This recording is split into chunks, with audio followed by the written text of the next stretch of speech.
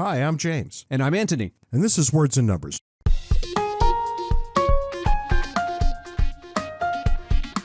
We have not really spent a lot of time together the last, month? We haven't even been in the same hemisphere. Yeah, that's right. I don't think we've been in the same country for a long time. Yeah, I went to Portugal, then Spain. I came home and you immediately turned around and went to Portugal.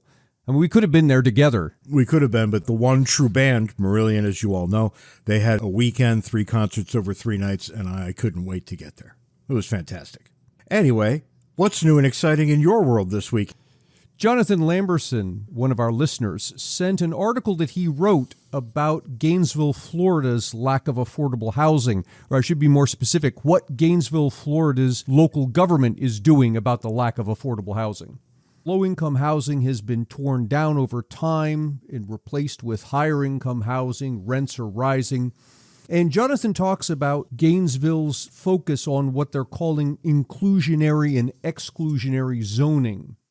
Inclusionary zoning appears to be local government taking deliberate action to push the market to provide low-income housing.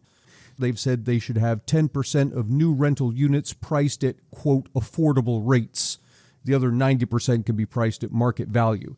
Now, how you engineer that, I don't know. Because if you tell a builder, look, 10% of these apartment units have to go at some affordable rate, name the number, whatever it is, all that's going to happen is the builder is going to build down to get to that number. So I don't know what kind of quality apartment you're going to have at the end.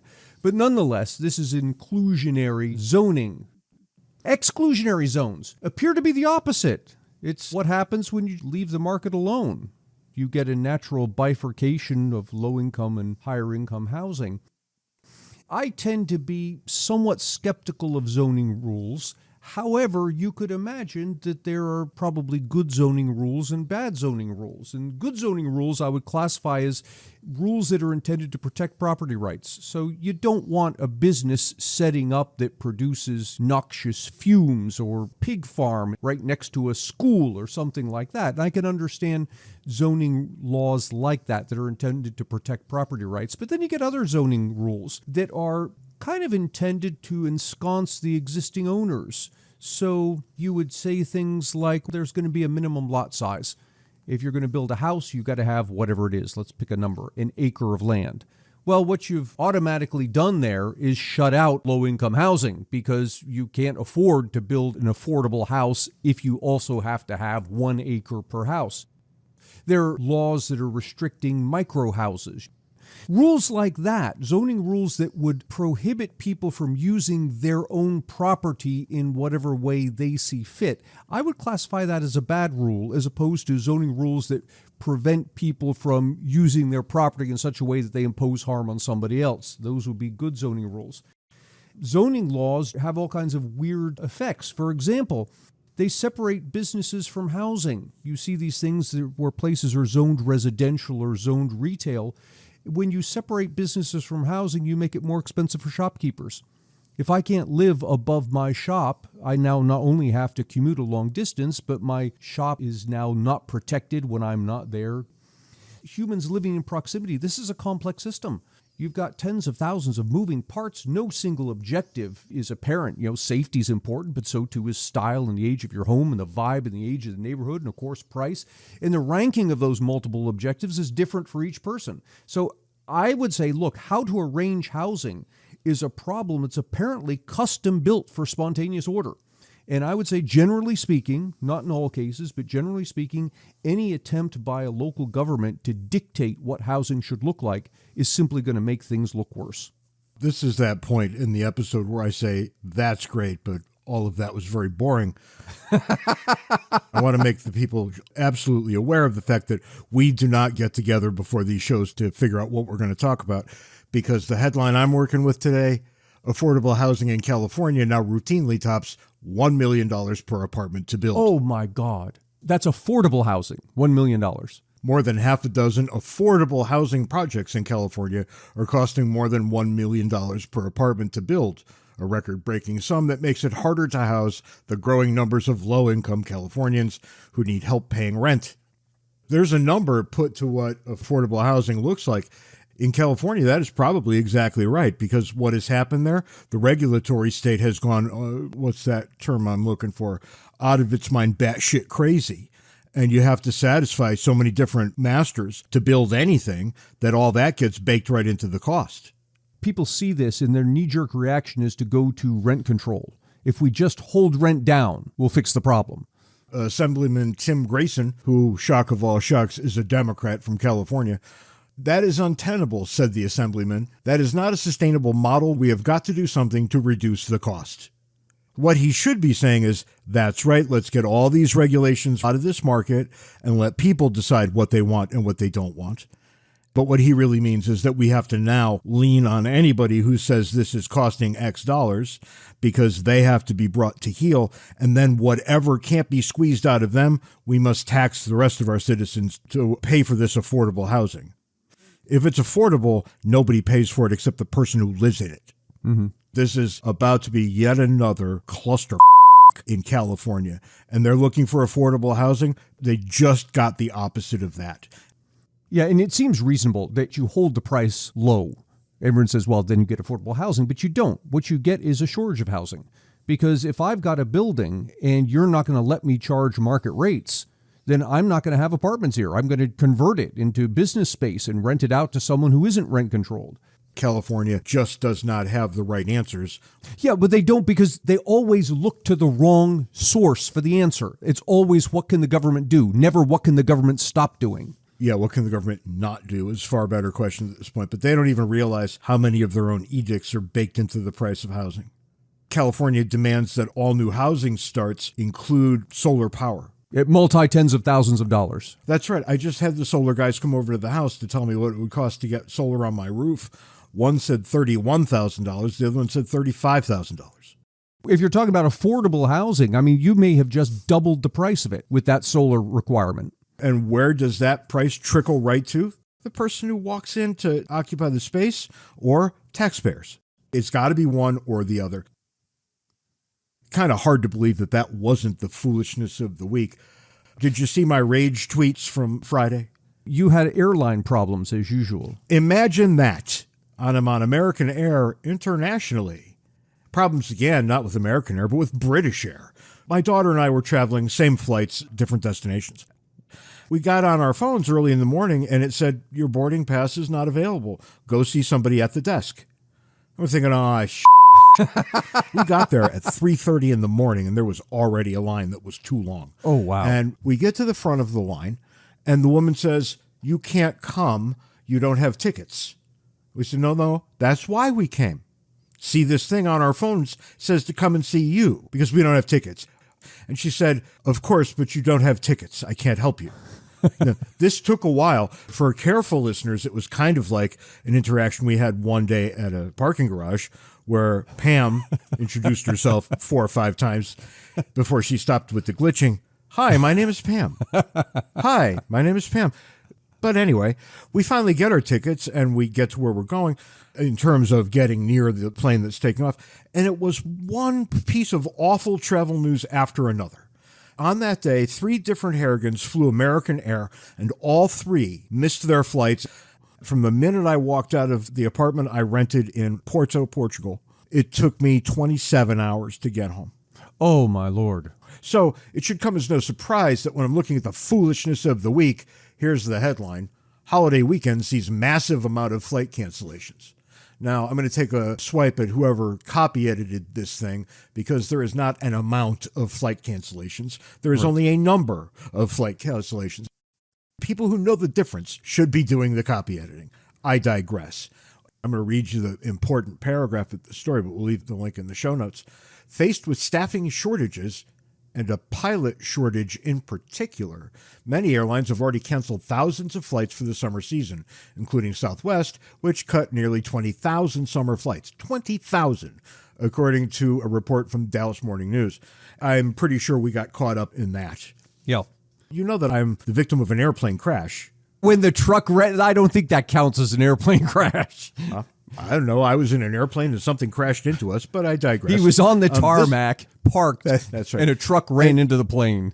As I was sitting, I don't remember if it was Porto. No, it was in Heathrow.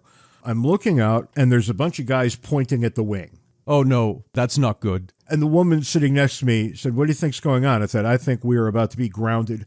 If one more vehicle pulls up and one more person gets out and points, we're screwed." And within 5 seconds, the second vehicle pulled up, a bunch of guys, and they all started pointing. I looked at what they were pointing at, and it was a donut-sized hole in the flap. Uh-oh. And I said, "There's no way on earth we were getting into that plane." Yep. And they herded us off, and they said, "Take your belongings." This was my first flight of the day. We were about an hour and a half late coming out of that maintenance, which meant I was definitionally out of luck at Heathrow and the next place and the next. Yeah. And when I got to Heathrow, there was a big, long line, and there was still the off chance I could make my flight.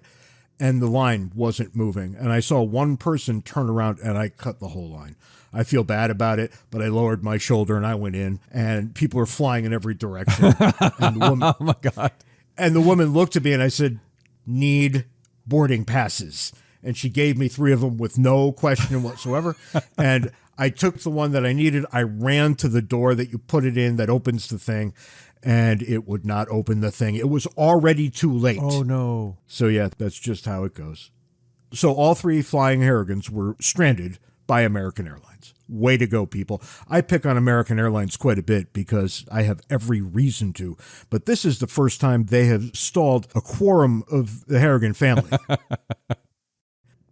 To get more Ant and James, buy a copy of our excellent book, Cooperation and Coercion. You can find the paper and electronic versions on Amazon and the audio version on Audible. If you'd like to support Words and Numbers, make your way over to patreon.com/wordsandnumbers, where you can contribute to our podcast-making habits. If you'd like to schedule us to come speak at your event, be it corporate or educational, or have James officiate at your wedding, send us an email at wordsandnumberspodcast@gmail.com. The big thing in the news is inflation, and I kind of feel like the world has caught up with us because this is something we have been warning about for years, even dating back to prior to our podcast. We would write on this repeatedly saying we're going to be hitting a period of large inflation. Here's why. And here's what we always said. I want to be real clear. We don't know when it's going to happen. We just know that it will. Yeah, consumer prices are up 9% from where they were a year ago, and it's only 9% because we're not done with the year. I don't think it's going to be going down. I don't leave the house much, which means I don't reach to my wallet all that often. But boy, I went out yesterday and took a look around, and things are getting kind of grim. Start off with just gas. Gas was expensive. Now it's everything. Everything is up. Well, when everything has to be shipped to market, and gas is up over $5 a gallon, and diesel way over that. People point to the oil companies and they say, somebody wrote me and said, well, the problem's Exxon. Exxon made $25 billion in profit over the past year. Let me throw this question out to you, James. 2 companies, Exxon and Domino's Pizza. Exxon made $25 billion profit over the past year. Domino's made $480 million. Which is the more profitable? And everyone says, well, it's Exxon, of course, $25 billion compared to less than $500 million on Domino's. Yeah, but here's the thing where people completely miss. It cost Exxon $340 billion for the assets that Exxon uses to generate its profit. So that $25 billion turns out to be a 7% return on its money. You put $340 billion on the table, that produces Exxon, and it generates a $25 billion return, 7% return. And if the people got their way and the government went in and shut Exxon down, who would fill that place in the market? Probably no one. How do I know this? How many people have that many billions of dollars to get all up and running from nothing? But the right way to think of this is not in terms of how many dollars the company makes, but rather what we call the return on assets, the dollars divided by how much assets are. So 7% return is Exxon. Domino's, with its less than $1 billion in profit, 28% return. That's monstrous. Yeah, that's unbelievable. Fabulous That's return. unbelievable. Yeah. I would dare say there aren't many companies in the United States that could even come close to that. Well, I went and I picked some companies to look at, and I picked some ones that people tend to like, and I picked ones that people vilify. So the ones they vilify, Exxon, of course, Amazon and Walmart, they made each $17 and $15 billion in profit, but you look at the return on assets, it's 5%. It's a 5% return at Amazon. It's a 5% return at Walmart. It's a 7% return at Exxon. Domino's, 28%. Apple, 29%. And so the moral of that story is, look, you can't look at all of the money that Exxon's bringing in and say, well, Exxon's the reason we have inflation. The amount of money it's bringing in is relatively small compared to what's required for Exxon to exist at all. But let's go back to this 9% of inflation. What does it mean? A median household in the U.S. makes about $60,000, give or take. 9% inflation over the course of a year is the equivalent to a $6,000 pay cut. Imagine you're a median household, you took a $6,000 pay cut, that's a huge hit. That's the same as 9% inflation. This is what we're talking about. The vast majority of people, if they were told they were getting a 10% salary cut, would go look for another job immediately. Right. And now you could go look for a job all you want, and there are job openings all over the place. But all the same forces are at play for those other jobs too. It's the same everywhere. Now, will wages rise eventually? Yeah, they tend to rise with inflation as well, but you're talking about a lag here. You're not going to get 9% right now. You might have to wait till next year. Meanwhile, you're out the equivalent of $6,000. Why is that? Well, your employer doesn't have the money either.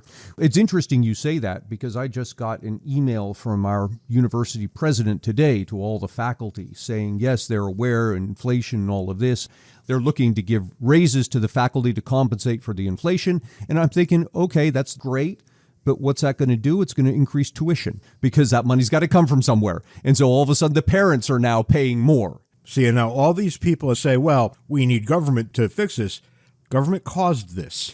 Government's the problem here, and we've made this argument before. And what's different now is we can point to the actual things that we warned about and show you how they're playing out and how they go back to government. This whole problem comes from one thing, and that is that our federal government for decades has been spending money it doesn't have. The voters will get pissed off about this, right? And they'll say, look, we need to balance the budget and all of this. And somehow politicians always come up with excuses. It's emergencies. And they'll say, look, there's this event and we've got to deficit spend because we've got to deal with this. 1980s, it was a Soviet threat. It was Reagan saying we've got to put paid to the Soviet Union, put them out of business, and we've got to spend all this money on defense and it's going to bankrupt them. Let's stop right here because I want to add, and thank God. That was exactly the right move to make at the time. But once you've done it, you got to stop spending. That's the key. Once you're done, you then cut back. Because you remember the whole peace dividend, the money that the government wasn't going to have to spend because the Soviet Union was no longer a threat. There was no peace dividend. It just gets shunted to something else. After that was done, looking at the globe, there is no further reason to spend like that ever again. But it became the new normal, and we moved on from there. We did. That was the 80s. Along comes the 90s, and we have the savings and loan crisis, which, if you recall the housing crisis in 2008, this was a similar thing with savings and loans, think banks, going bankrupt across the country. Too big to fail. Too big to fail. We've got to bail them out. That was under Bush the first. They bailed them out and they said, look, we're going to have to deficit spend. This is an emergency. If you believe in free markets, as both Ant and I do, there is nothing that's too big to fail. That's right. You play your hand, you win, you lose. Government's got nothing to do with that except guaranteeing the rules of the game. That's not to say that if some very large company failed, there'd be some ramifications. We're going to go through a little bit of pain until this gets fixed. But the pain you go through is going to be a lot less than the pain you go through when the government tries to bail the thing out. So we have the Soviet threat in the 1980s. We have the savings and loan crisis in the 1990s. Come the 2000s, of course, it's 9/11 and all of the massive spending that's there, the war on terror and so forth. I think the war on terror has cost us so far like 2 or 3 trillion something. No, I think it's like 5, isn't it? But it's trillions of dollars. And then in 2010s, it's the housing crisis. And I claim we had the housing crisis because we bailed out the savings and loans back in the 90s. We told the financial sector, you be irresponsible, and if things go bad on you, the government will bail you out. And come the 2010s, what's happening? They're being irresponsible. Why? Because they know the government will bail them out. And now we have the 2020s and we have COVID. What did we spend, like $6 trillion, $10 trillion over the past 2 years? We'll find out the true price tag 30 years from now, but we'll have had 8 new crises between then and now. Well, I know what the 2030s is going to be. It's going to be Social Security. That's been on the radar for a long time now. It might well be the crash of our monetary system. Yeah, I'm not quite sure what happens there. That's going to be a big problem. That's going to be in the order of COVID. One way or the other, the dollars that you now have will be worthless then because the entire system collapsed under its own weight, or it's worthless because the Fed just put zeros on the dollars over time and they became less and less valuable as a result. It's either you go out with a bang or you go out with a whimper, but either way you're going out. So we have the federal government spending all of this money we don't have. And you can argue, well, imagine how bad the world would be if it didn't spend that money. And okay, fine, there's that argument, but nothing comes for free. And what's happening now is we're paying the price for this, because what's different now versus pre-COVID is that the federal government has run out of places to borrow money. And we've been talking about this for the last 5 years, too. Yeah, we predicted we've this. warned this is going to come because the people, businesses, foreign countries, they loan, but they only have so much to loan or so much they're willing to loan. Now, the big lender to the federal government was Social Security. Starting around about 2010, Social Security didn't have any more money to lend. It needed its money back. Your biggest lender is now asking for the money back, and not only do you have to pay him back, but you've got to find somebody else to loan you the money that you need for COVID on top of everything else. This is like credit card dancing, where you get a new one to pay off the balance on the old one, then you get another one to pay off that. And before long, nobody's left to give you a new one, and you just have to pay up. This is where the story takes an interesting, well, it's interesting to an economist, an interesting turn. And that is that as the federal government has run out of places to borrow, it's had to come to rely more and more on the Federal Reserve to loan it the money it needs. And the thing that's different about the Federal Reserve versus all those other entities we talked about, the people, the businesses, the foreign countries, Social Security, what's different with the Federal Reserve is when the Federal Reserve loans the government money, it does so by printing it. It increases the money supply. And that's where the inflation's coming from. Well, that's a tax on every single person who has savings in U.S. dollars. Economists say this all the time. We've said it repeatedly that inflation is a tax on your savings. And you're feeling that right now because you could take money out of your bank to go buy gas. And guess what? It's going to buy half as much gas as it did 9 months ago. Yesterday, I lost my mind the way you do. And I said, family, let us go and see the new Doctor Strange movie. We'll get in the car and we'll go there and we'll watch the movie, and then we're going to leave and we'll get dinner someplace and then we'll come home. On the way, I realized that my gas tank was empty and that stupid light was lit, and the wife gets all kinds of annoyed when that happens. That's $100 proposition right there, James. It was $80. 80. And then we went to the movies. The wife had gotten tickets. I don't even know what a movie costs anymore. I think it's like $10, $15, something like this. And then I went to dinner, and that was another $50. It cost me almost $200 to go see a movie. Yeah. I know I should be spreading the cost of the gas across all of my many miles, but I'm out of my pocket like $120 before I'm done with that. Versus an hour ago. Exactly. Take a look at the bottom line of government and understand that everything that comes from your statement, there ought to be a law that, ... adds to the bottom line. Before you know it, it's out of hand. Every time we ask the government for something, it comes back to us in the form of government spending money, and now we get inflation. And I don't even want to get into state and local spending. There's a break on state and local spending that does not exist with the federal government, and that is that the states can't print money. If they don't stay in the black, they've got to convince somebody, by somebody I mean private people or businesses, citizens, whatever, to loan them the money. And the citizens or the businesses say no, then the state's just out of luck. It can't spend the money. But notice this interesting thing. The states are forced to, if not balance their budgets, stay close to balanced because they can't print money. That used to be the case with the federal government when we were on a gold standard. That is, when you're on a gold standard, yes, you can print money, but you can't print more money than what you have gold. So the fact that the gold is fixed in quantity means that your money supply also has to be fixed in quantity. It's a natural economic break on the growth of government. Yeah, and it doesn't have to be gold. It could literally be anything. It could be anything. It could just be an agreement that, okay, we're not going to have more than X number of dollars. Got to be quantifiable, observable, something that everybody can look at and say, this is the thing that we agreed to right here. Yeah. That's why gold was valuable, because people agreed that it was. Gold is no more valuable than quartz if you're dying of thirst or hunger. as John Locke said, a shiny yellow metal that everybody seems to like for some reason. The benefit to it is that it's fixed in quantity, and if you tie your dollar to it, your dollar's now fixed in quantity.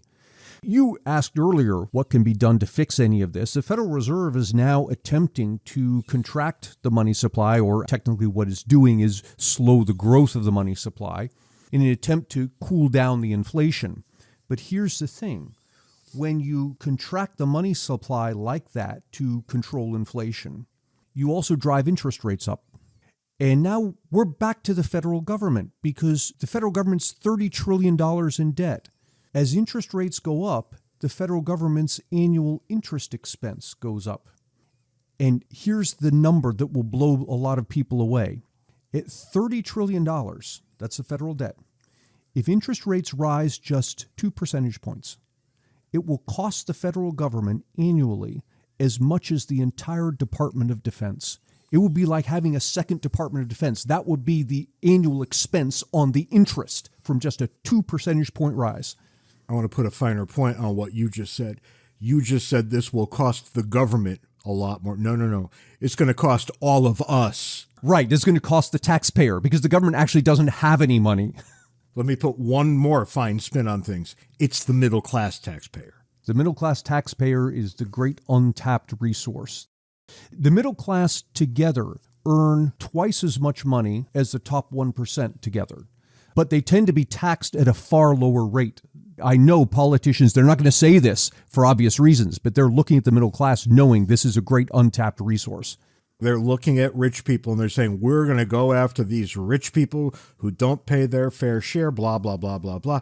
And the minute the words are out of their mouths, you know it's already a lie, because they're already looking at the middle class. Yeah, they're going to get us to cheer for tax on the rich. Then they're going to define down, quote unquote, rich to hit the middle class.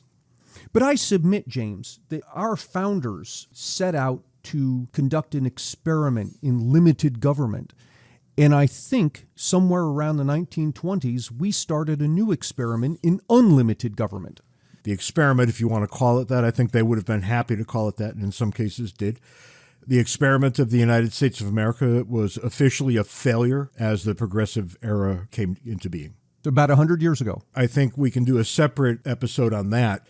Fact of the matter is anybody should be able to look around and say, look, this is not what the founders gave us. Now, that sounds like a criticism, and surely it is. But we get different outcomes now, too. Different outcomes which are in many respects quite a lot better. Would you want to be a black man at the time of the American founding? And I suspect that answer is a hard no. Right. How about a woman? Would you have preferred to have been a woman? There are many things that are better. And I think we have to stipulate to that every single time we look at the failure of the words on the paper of the United States Constitution. We've gotten really good outcomes and really bad outcomes. When things are an experiment, that's what you have to expect. But I think our century-long experiment in unlimited government is ending at the same place it began, and that's Social Security. Social Security was the big thing that progressives back in the 1920s wanted, and it was clearly unconstitutional.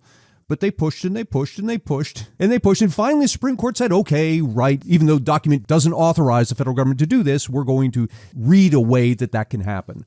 And once you open that door, you've got unlimited government. And now we reach the point where we can't pay for it anymore. And the straw that's going to break the camel's back is going to be Social Security's impending insolvency, which Social Security will tell you is coming around 2032.